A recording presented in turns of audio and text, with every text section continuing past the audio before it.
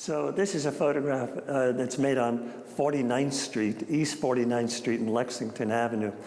My wife and I lived in the city for a couple of years, just along this block, and the advertising agency where I was a copywriter was just up this street. And I never knew at the time what that building was from which this picture is being made.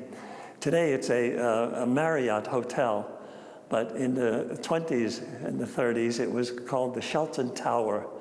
And it was famous for being the residence of Alfred Stieglitz and Georgia O'Keeffe.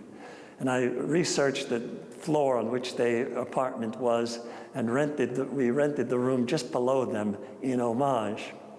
I wanted to see what Alfred Stieglitz had been photographing with the tall buildings, and also what Georgia O'Keeffe was painting of the East River. And so, I came to the window, and sure enough, the suicide screws are on the window. You can't open it, but it did open enough for my Pentax 6x7 to just fit through. And as soon as that happened, I realized that, the painting that O'Keeffe painted out there was just about from this corner, and but the buildings were in my way. I couldn't see the East River. So the impulse immediately, the idea came to, why don't you just move the building, out like that, and create an image comme ça, like this. So this is 49th Street here.